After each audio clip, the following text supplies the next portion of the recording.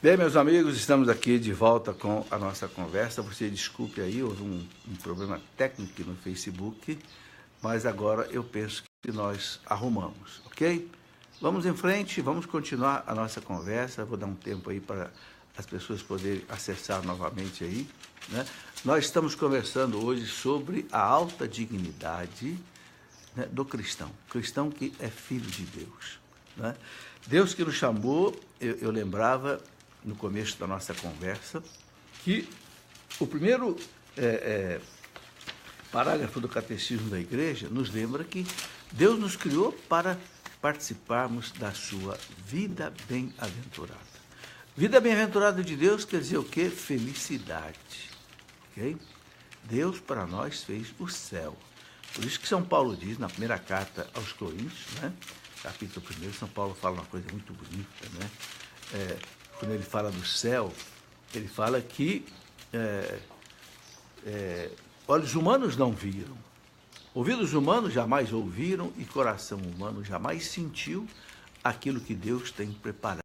Completar, né, essa nossa reflexão agora, né, continuando aí essa reflexão. E eu falava exatamente isso, né, que São Paulo, na carta aos Efésios, no capítulo 4, né, fala dessa digna vocação do cristão. Só que primeiro, no capítulo 1 da carta aos Efésios, São Paulo diz uma coisa muito importante, né? Ele diz que Deus nos desejou antes da criação do mundo. Sabe, meus irmãos, sinta isso no seu coração. Você é amado por Deus. Você é desejado por Deus. Você não é alguém que caiu nesse mundo assim por acaso, sem sentido. Não. Tudo está nas mãos de Deus. Deus preparou para nós esse mundo com muito carinho. A terra que produz o alimento, a água, né? Os vegetais, os animais, tudo Deus preparou para nós assim, né? De maneira maravilhosa. E depois que Deus preparou todas essas coisas, então Deus nos criou. Sabemos que tudo começou lá 13,7 bilhões de anos atrás, né, por Big Bang, até chegar no homem e na mulher. Teve um poeta que disse que quando, né, surgiu o homem e a mulher, o cosmos chorou de emoção. Por quê? Porque todo o cosmos esperava o seu rei, a sua rainha chegarem, o homem e a mulher. Né? Somos, meus irmãos, amados por Deus. E temos essa belíssima vocação, que é a vocação à santidade. Por que a nossa vocação é a santidade? Porque Deus é santo. Já lá no Antigo Testamento, na carta, né, no livro dos Levíticos, né, lá no tempo ainda de Moisés, né, Deus dizia para o povo, aquele povo que os profetas diziam que era um povo de cabeça dura, que tantas vezes abandonava Deus para seguir aqueles ídolos pagãos, os Aserás, os Baals, etc., né? Os Moloque dos filisteus, dos amorreus, dos jebuseus. Bem, mesmo para aquele povo assim, de cabeça dura, Deus dizia, sede santos, porque eu sou santo. É preciso compreender essa frase, ela é tão importante que São Pedro depois repete. Na sua primeira carta, São Pedro repete. Na primeira carta de São Pedro, capítulo 1, lá no versículo 18, São Pedro diz assim, né, a exemplo da santidade daquele que nos chamou, sedes vós também santos, porque está escrito. Aí ele cita o Levítico 11:44, sedes santos porque eu sou santo. Então, esta, meus irmãos, é a nossa vocação à santidade. Quando eu entendi isso bem claro, eu escrevi um livro, eu chamei de Sede Santos. Sede Santos é o caminho que a igreja nos coloca. O Papa João Paulo II dizia, né, a igreja existe para nos levar à santidade. A igreja existe para nos fazer de cada um de nós um santo. E é isso mesmo. A igreja nos dá o quê? A palavra de Deus, que nos santifica. A igreja nos dá a confissão, que nos santifica. A Eucaristia, que nos santifica. A liturgia, que nos santifica. Todos os sacramentos, não é isso? Tudo focado na nossa santificação. Por quê? Porque nenhum de nós vai poder viver essa vida bem-aventurada com Deus sem chegar à santidade. Portanto, a santidade não deve ser olhada assim como alguma coisa extraordinária. Não, são alguns poucos santos que vão para o altar. Não, Deus quer todos nós no altar. Ok?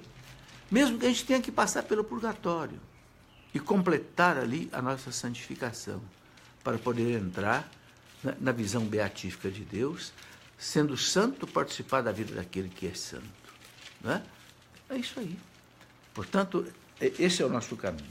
Bom, então, eu quero refletir um pouco hoje, né, aquilo que São Paulo coloca para nós na carta aos Efésios. A partir do capítulo 4, São Paulo começa a falar dessa alta vocação que Deus nos chamou. Ele diz, né, que leveis uma vida digna da vocação a qual foste chamados. Qual é essa vocação? Filhos de Deus. Nós somos filhos de Deus. São João diz, somos de fato. Não é lenda, não é mito, não é sentimentalismo, não é poesia. Tanto assim que São Paulo fala, não é? O Espírito Santo clama em nós, Abá, papai. E que coisa bonita, meus irmãos, quando Jesus ensinou a gente a rezar, ele ensinou nós chamarmos a Deus de Pai. Não é? Ele não ensinou a gente a chamar Deus de juiz, de advogado, de engenheiro, não, de médico, não, Pai. Pai. Tem coisa mais gostosa do que você poder chamar Deus de Pai. O Pai é aquele que te protege, o Pai é aquele que te ama, o Pai é aquele que trabalha para te sustentar. Né? O Pai é aquele que vibra com o teu sucesso. Pai nosso. Veja aí, tudo está interligado. Né? Então, São Paulo, quando fala dessa altíssima vocação que nós somos chamados, aí ele coloca o seguinte, quais são os ingredientes? Qual é o tipo de vida que a gente precisa viver para chegar nisso? Então ele vai desdobrando. Ele coloca aqui, por exemplo, né, no versículo 2, com toda humildade e amabilidade, com grandeza de alma, suportando-os mutuamente na caridade. Veja quanta coisa São Paulo fala numa frase só, meus irmãos. Né? Primeiro ele diz, com toda a humildade. Claro, porque a humildade é a maior de todas as virtudes. Você não tem a dúvida disso. O mundo se perdeu por causa da soberba de Adão e Eva. Os anjos maus se perderam por causa da soberba de Adão e Eva. Você sabe disso. Né? Aqueles anjos maus, eles quiseram ser como Deus. São Tomás de Aquino fala que o demônio quer ser adorado como Deus. Por isso que ele foi expulso do céu. Porque Deus só existe um. Nenhuma criatura pode querer se igualar com o Criador. E como eles não aceitaram ser simples criaturas, foram expulsos do céu.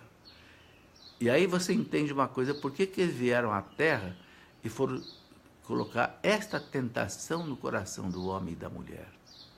O que foi que ele disse para Eva? O quê? O Senhor Deus disse que você não pode comer essa fruta? Claro, tudo isso é uma simbologia, né? A fruta significa a obediência a Deus. Não comer essa fruta significa uma obediência a Deus. Deus tinha dito para o homem, você tem aí todas as frutas que você quiser no paraíso, mas não toque na fruta da árvore do bem e do mal, a árvore da vida que está no centro do paraíso. Nessa você não pode tocar. Porque se um dia você tocar nela, você vai morrer. O homem foi chamado a viver sem morrer, desde que não tocasse nessa árvore da vida, a árvore do bem e do mal. O que significa essa árvore da vida, essa árvore do bem e do mal? A árvore da vida significa Deus que é a vida. Deus que dá a vida ao homem, enquanto o homem se mantém fiel a Deus, obediente a Deus. A partir do momento que o homem desobedece a Deus, ele perde a vida. Foi o que aconteceu com Adão e Eva. A serpente chopou no ouvido de Eva. O quê? Esse Deus, ele é maldoso. Ele sabe que o dia que você comer dessa fruta, os seus olhos vão se abrir e vocês vão ser como deuses. E Deus não quer isso, porque esse Deus aí é um Deus ciumento. Então, isso aí ele quer ser Deus sozinho. Você vai ser como Deus. E Eva foi e comeu a fruta. E levou para Adão, ele também comeu. E o pecado entrou na história da humanidade. Muito triste. Enfraqueceu a natureza humana. O homem foi separado do paraíso, assim como os anjos foram separados do céu. E foi preciso que o Cristo nos buscasse e com a sua cruz pagasse o preço do perdão de cada um de nós, meus irmãos. Isso é muito sério, o amor de Deus. Mas hoje nós estamos resgatados. Hoje, como Jesus ofereceu a justiça divina, porque Deus é misericordioso, mas Deus é justo. Errou, tem que reparar o erro. Como nenhum homem podia reparar o erro, Cristo veio reparar o erro de toda a humanidade. Por isso, hoje nós temos o direito de sermos perdoados. Porque Ele conquistou para nós esse direito. Porque Ele é nosso irmão, Ele vestiu a nossa natureza. Em nosso nome, Ele pagou a justiça divina, né? O resgate, o preço de todos nós. Então, São Paulo fala, viver na humildade. Você reparou como o Cristo foi humilde? Você reparou como Maria foi humilde? Por quê? Porque Eva foi soberba. E Maria, como é a nova Eva, como a igreja chama, então Deus escolheu a mais humilde criatura que ele encontrou. E é muito claro isso. Quando Maria reza o seu Magnífica, né, ela diz, ele olhou o quê? O que Deus olhou nela? A humildade da sua serva, a pequenez da sua serva. O grande, né, Santo Irineu de Leão, mártir, lá do século II, Santo Irineu de Leão dizia, né, a obediência de Eva, a obediência de Maria desatou a desobediência de Eva.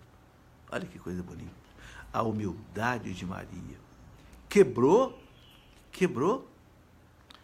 a desobediência de Eva, a soberba de Eva. Ela disse ao anjo, eis aqui a escrava do Senhor. Ora, meus irmãos, Maria sabia muito bem o que era ser escrava. O escravo não tinha direito à vida. O escravo era vendido em praça pública, comprado em praça pública por 30 moedas de prata, como Jesus foi vendido por Judas. Ela diz, eis aqui a escrava do Senhor. Né? Quando São Luís de Montfort, né, criou aquele tratado da verdadeira devoção à Virgem Santíssima, e ele propõe a consagração à Virgem Maria como uma escrava, um escravo de amor, é exatamente isso, você entregar a sua vida a Jesus, consagrar a sua vida a Jesus através de Maria. Não é uma consagração a Maria, é uma consagração a Jesus através de Maria. Precisa entender bem essa consagração.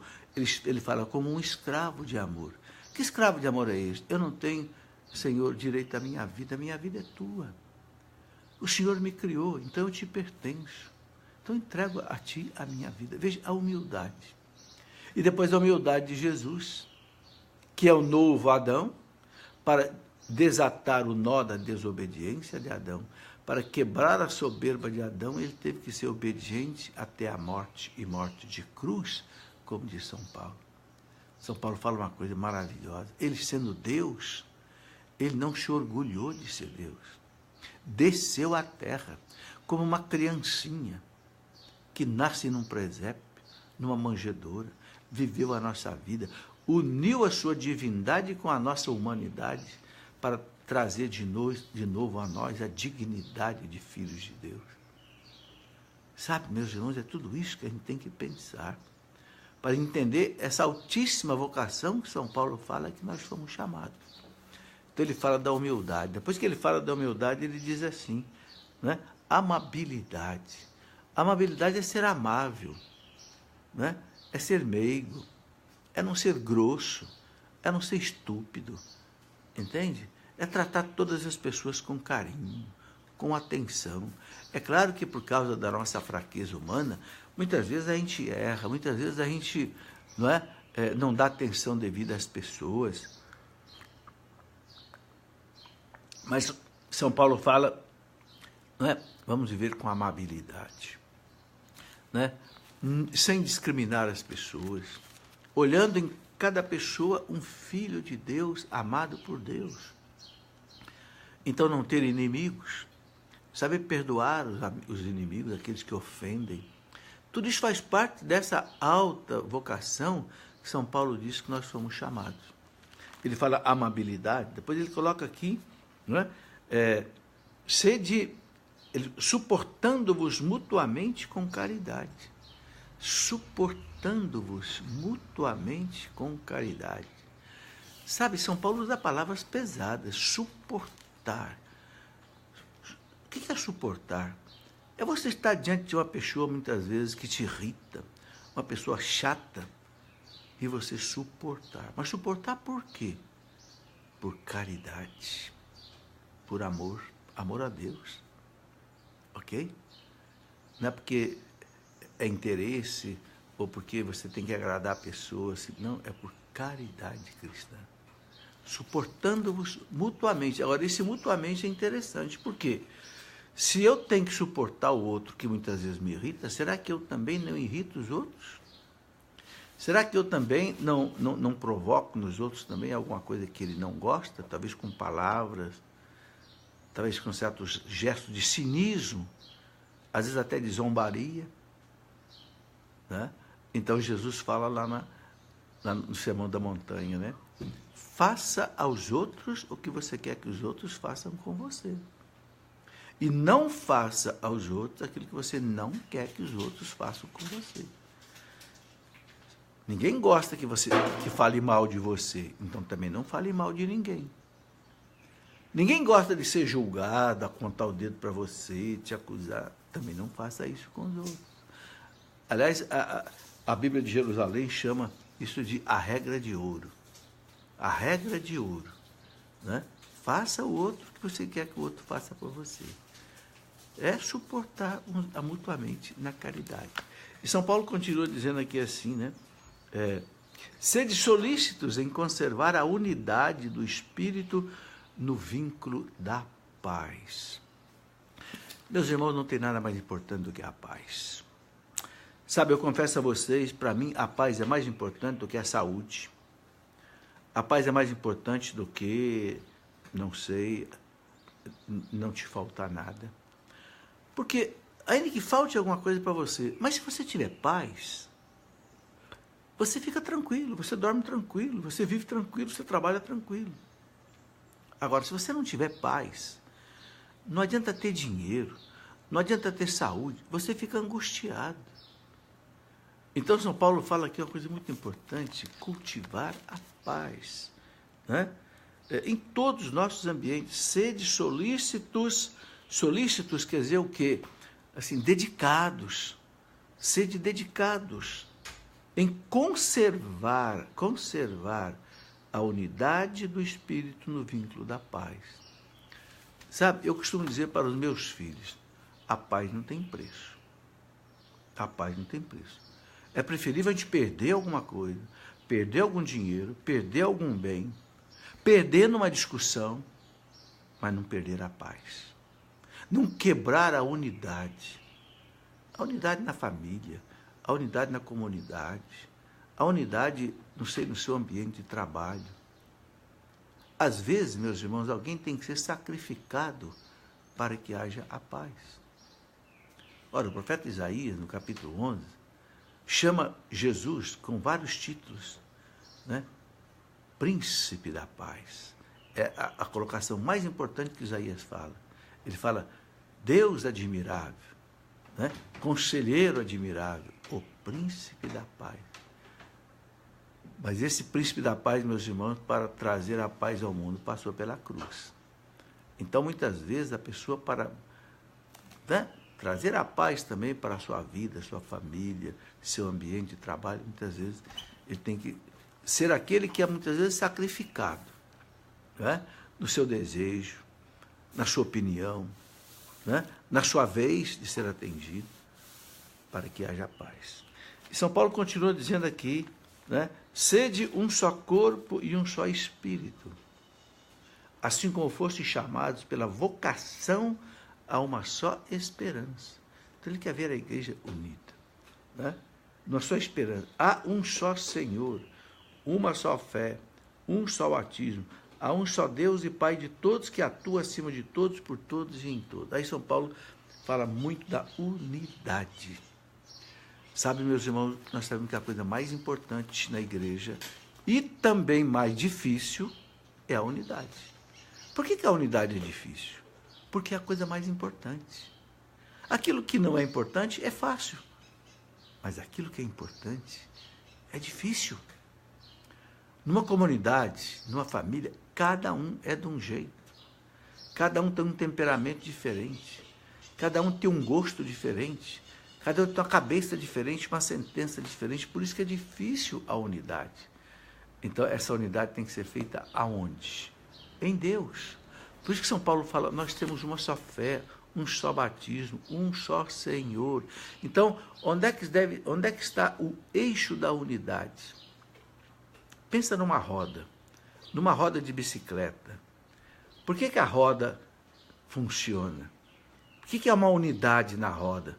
Porque todos aqueles raios se unem no eixo central. Não é isso? Onde é que está o eixo central da unidade? Está em Deus.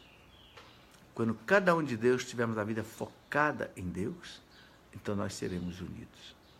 Aí eu não vou querer defender o meu ponto de vista. O que quebra a unidade? O que provoca a briga? O que provocam as rivalidades? É aquilo que eu quero, aquilo que o outro quer. Então não tem acordo. Mas quando todos nós queremos aquilo que Deus quer, aí forma-se a unidade. Mas aí eu tenho que abrir mão, do meu gostinho, do meu interesse, da minha vontade, da minha autossuficiência, da minha prepotência, da minha arrogância. Entende? Para aceitar aquilo que é a vontade de Deus para todos. Aí acontece a unidade no vínculo da paz que São Paulo fala. Bom, ele fala aqui também depois, né, que Deus, ele colocou na igreja gente de todo jeito. Por quê? Porque as atividades da igreja são multiformes. Então ele fala assim, a uns ele constituiu apóstolos, a outros profetas, a outros evangelistas, pastores, doutores, para o aperfeiçoamento dos cristãos, para o desempenho da tarefa que visa a construção do corpo de Cristo, que é a igreja, para edificar a igreja, para construir o corpo de Cristo, que é a igreja.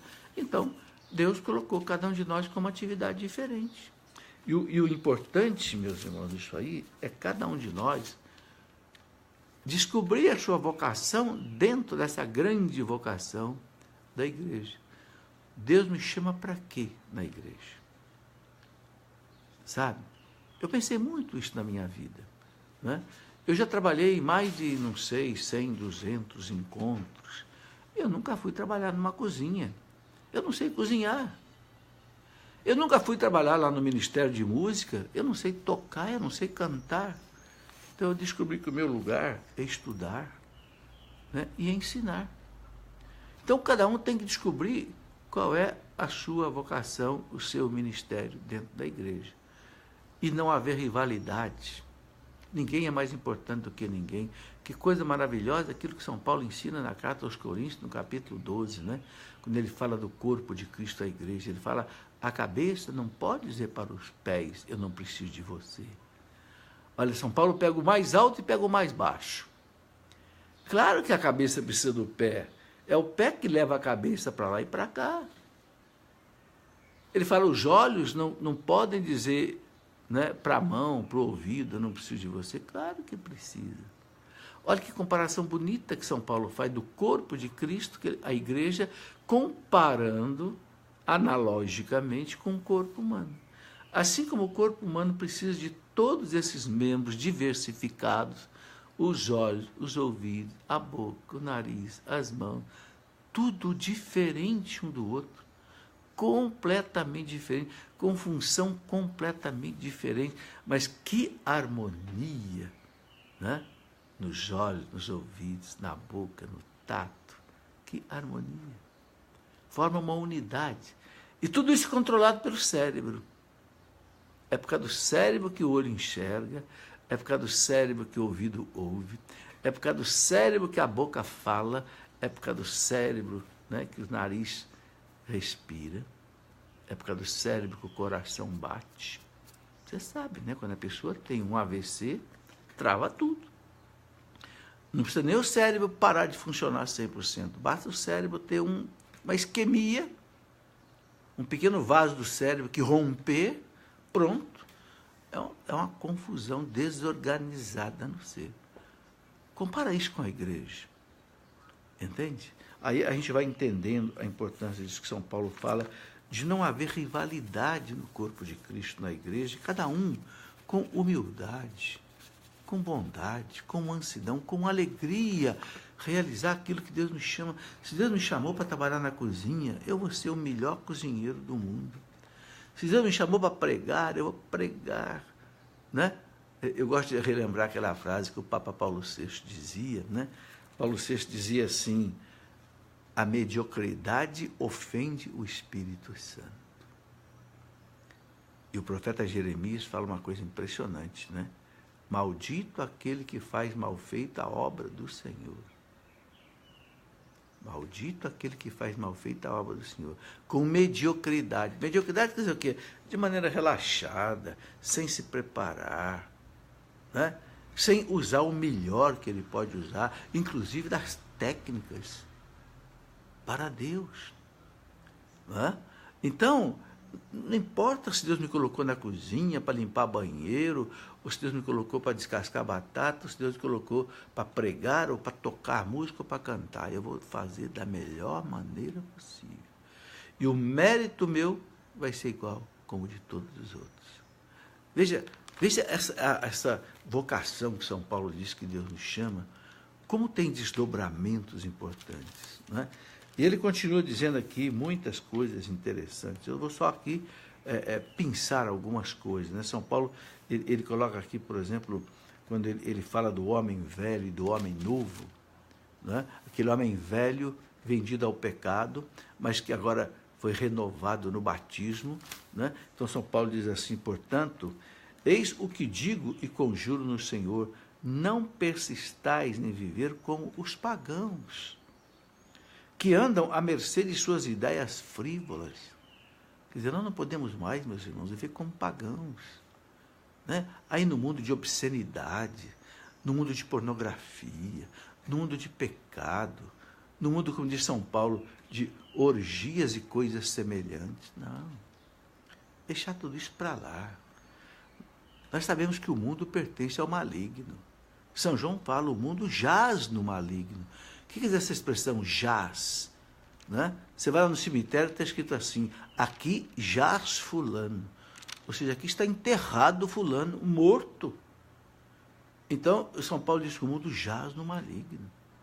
Nós não podemos nos alimentar desse mundo sujo, impuro, maldoso, né? Que vive aí blasfemando as coisas de Deus, como a gente vê. Não. Então, São Paulo fala claro, né?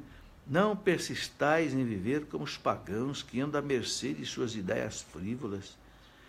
Tem o entendimento obscurecido, sua ignorância e o endurecimento de seu coração mantém-nos afastados da vida de Deus. Mantém-nos afastados da vida de Deus. Quem, meus irmãos, se mistura com essas coisas, é conivente com essas coisas, São Paulo diz aqui, fica afastado da vida de Deus. Aí não tem vontade de rezar, não tem uma vontade de fazer o bem, não tem vontade de fazer caridade, só quer saber, né, dessas coisas, né, que destrói a alma da pessoa. Ele coloca aqui, né, nessa sequência: indolentes, entregaram-se à dissolução, à prática apaixonada de toda espécie de impureza. Não precisa nem eu explicar para você toda espécie de impureza, né? Nosso mundo está cheio disso hoje, né? Vós, porém, não foi para isso que vos tornastes discípulos de Cristo. Não é para isso. Sabe, meus irmãos, o cristão não pode ter uma vida dúbia. Uma vida em Cristo e uma vida no mundo. Uma vida de pureza, uma vida de igreja, uma vida de oração e uma vida de pecados. Não dá. Você não pode andar com um pé na calçada e um pé na sarjeta. Não. Daqui a pouco você está desconjuntado, né? Vós, porém, não foi para vos tornar, e para isso que vos tornaste discípulos de Cristo. Então ele fala, né?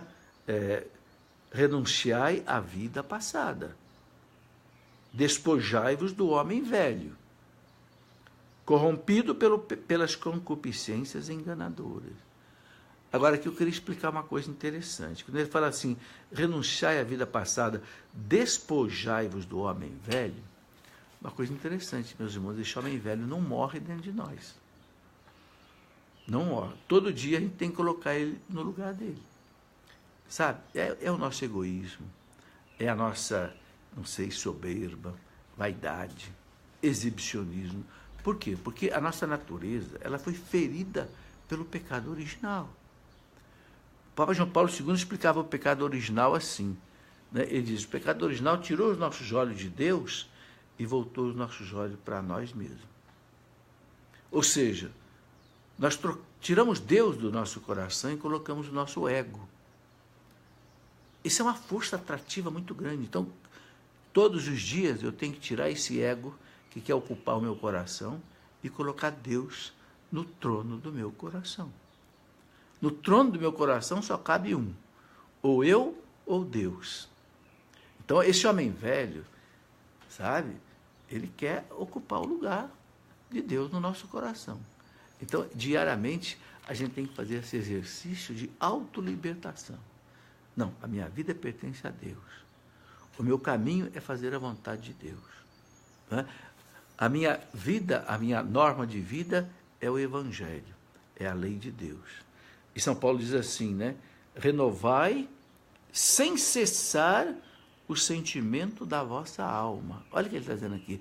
Renovai sem cessar. Quer dizer, todo dia eu tenho que renovar esse sentimento da alma. A imagem criado,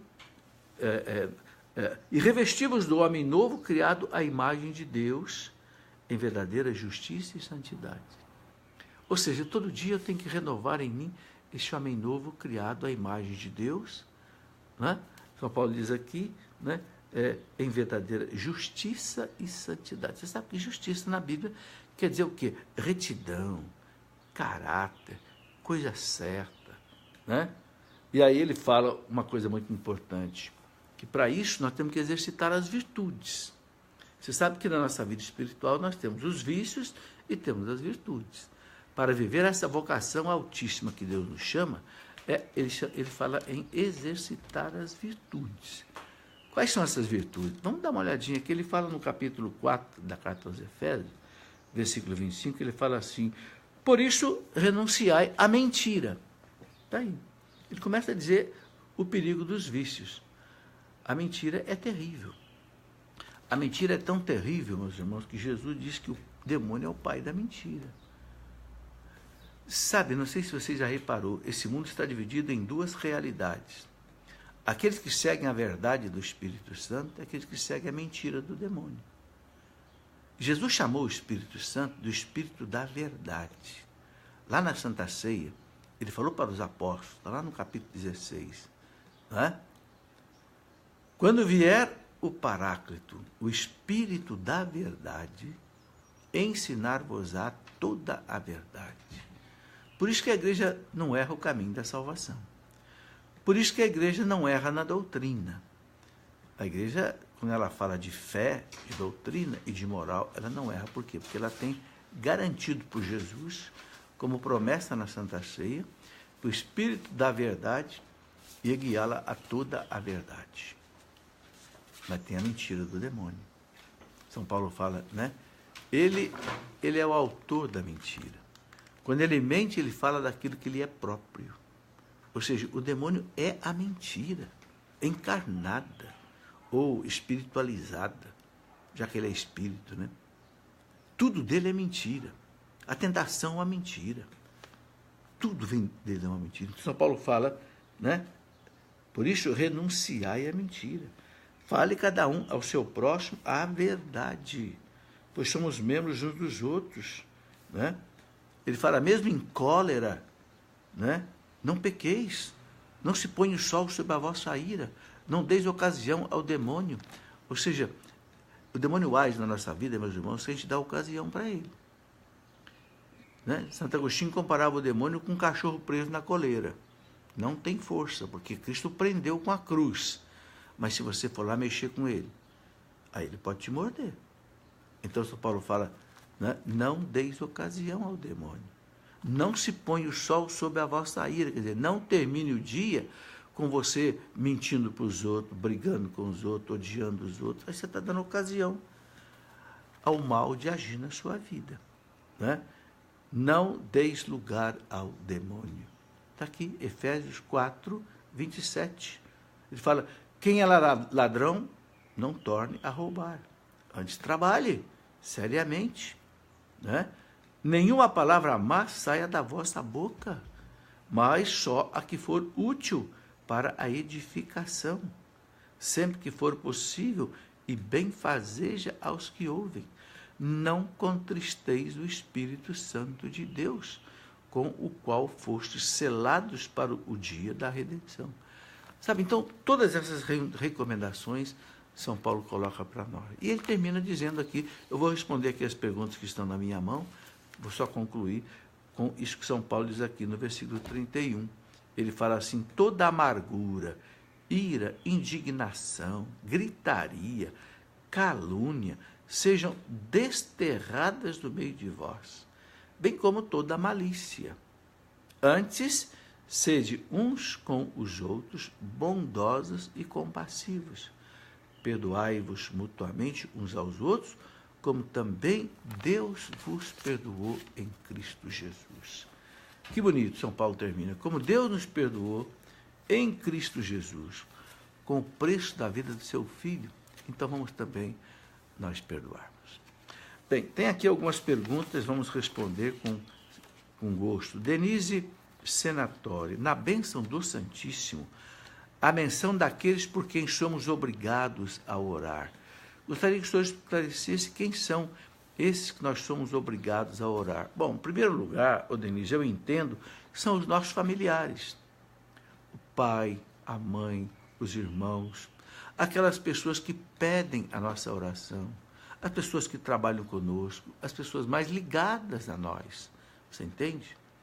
Eu vejo aqui até as pessoas que já estão na eternidade, no purgatório. Somos obrigados a orar por elas. Porque sabemos que no purgatório a pessoa não pode mais fazer nada por ela mesma. Ela alcança o sufrágio dos seus pecados com a oração daqueles que estão no céu e com a oração daqueles que estão na terra. Então, nós somos obrigados a orar por aqueles que se recomendaram as nossas orações, por aqueles que nos ajudam, não é? Pessoas que trabalham para a gente, trabalham conosco, enfim, as que estão mais ligadas a nós. Rosali, quanto tempo se passou desde a aliança de Deus com os homens até a vinda de Cristo? Ô Rosali, a igreja costuma dizer que a primeira aliança de Deus com os homens, sabe onde é que foi? No paraíso, com Adão e Eva. Quando Deus criou a humanidade, Ele fez uma aliança com Adão e Eva ali no paraíso.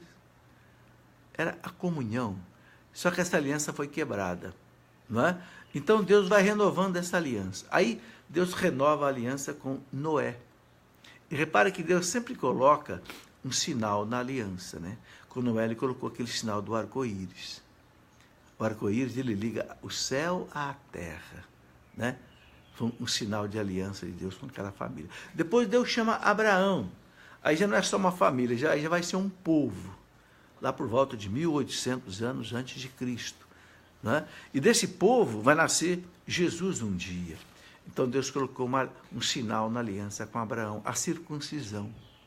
Todo menino, né, judeu era circuncidado, era um sinal na carne, sinal de pertença ao povo de Deus. Era algo que já se fazia lá na Mesopotâmia de Abraão. Deus aproveitou isso. Depois Deus faz uma aliança, então, agora com um povo ao caminho da terra prometida, que é Moisés, carregando o povo 40 anos para a terra prometida. E qual é o sinal da aliança com Moisés? As tábuas da lei. Deus dá os mandamentos para Moisés. Vocês vão ser o meu povo e eu vou ser o seu Deus. Vamos fazer aliança? Vamos casar? Vamos casar? Vamos fazer uma aliança? Eu sou seu Deus, eu mantenho vocês e vocês são o meu povo. Eu sou como que o esposo, vocês são como que a esposa. Javé e Israel. E o sinal, as tábuas da lei. Depois essa aliança se completa definitivamente com Cristo, né? E o sinal é a cruz. A cruz é o sinal da nova e eterna aliança selada no sangue de Cristo, porque as alianças antigas eram seladas no sangue dos animais. Cláudia Toscano. Meu único filho resolveu ir em missão para o Amazonas. Estou desesperada. O que eu faço? Cláudia, se ele foi por amor a Deus, entregue teu filho na mão de Deus e reze profundamente. Essa dor que você sente, sabe, é uma dor da entrega, mas é uma entrega fértil. Né? Uma entrega fértil. Você não está perdendo seu filho para o mundo, você não está perdendo seu filho para o pecado, você está entregando seu filho a Deus. Sabe, eu gosto de lembrar muito, Cláudia, tantos e tantos missionários que vieram para o Brasil, da Espanha, de Portugal, da Itália. Né? O nosso querido, por exemplo, São José de Anchieta, saiu lá das Ilhas Canárias, na Espanha, com 19 anos de idade. Veio aqui trabalhar com os índios no Brasil, ameaçado de morte tantas e tantas vezes, viveu aqui 44 anos, evangelizando o Brasil até a morte. Né? Que coisa maravilhosa. Hoje é um santo de Deus, São José de Anchieta. Então, eu sei que é duro mesmo essa entrega para Deus, mas não fique desesperada, não. Entregue para Deus. O gesto tem que ser a entrega. Senhor, o Senhor me deu, Ele é seu. E você ocupe a tua vida. Deus tem uma vocação para você, Cláudia. Deus tem um trabalho para você, na igreja, no trabalho, na sua profissão. Não, sabe, eu gosto muito daquela frase do Michel Coa, que diz assim: solteiro ou casado, só o egoísta desperdiça a vida. Então, só o egoísta, aquele que se quer viver só para ele, é que desperdiça a vida. Então, viva essa vida para os outros. A igreja precisa de tanta gente para trabalhar nela, tantas pastorais, tanta criança precisando de uma catequese, jovens precisando. Diga para Deus: Senhor, eu estou aqui à sua disposição. Você pode ter certeza que Deus vai te chamar para alguma coisa. Larissa Laila, como faço para comprar seus livros pela internet? Qual o site? O site é loja.cleofas.com.br, ok? loja.cleofas.com.br. Aí você encontra os nossos livros, tá? Eu quero mostrar aqui um livro, Sede Santos, que eu falei tanto dessa questão da igreja nos preparar para a santidade, né? Mas eu não tenho ele aqui em mãos, mas fica aí falado. Eu quero mostrar 2 livros aqui que nós lançamos nessa semana. Um deles é esse, Escatologia, de Dom Henrique Soares. Dom Henrique Soares, bispo de Palmares de Pernambuco, é um bispo muito presente na mídia, né? Um bispo extraordinário. Inclusive, no dia 23 de novembro, ele vai estar comigo na Escola da Fé, na Canção Nova, lançando esse livro, Escatologia. O que é o fim do mundo? O que vem depois, né, da nossa morte, juízo particular, juízo final, céu, inferno, purgatório? Dom Henrique, com autoridade de bispo, explica isso para nós, tá? E esse livro sobre o santo que eu lancei, Santo Antônio. Eu tenho lançado um livro sobre os santos, já lancei um livro sobre São Bento e aqui um livro sobre Santo Antônio. Por que estou lançando uma coleção de livros sobre os santos? Porque, meus irmãos, lendo a vida dos santos, nós temos exemplos de santidade. É uma meditação profunda só de ler a vida dos santos. Né? Por exemplo, eu me lembro que a grande Santa Edith Stein, que foi mártir nos campos de concentração, era uma mulher judia, alto nível intelectual na Alemanha, judia, não era católica. Um dia ela passou uma noite inteira lendo o livro da vida de Santa Teresa d'Ávila.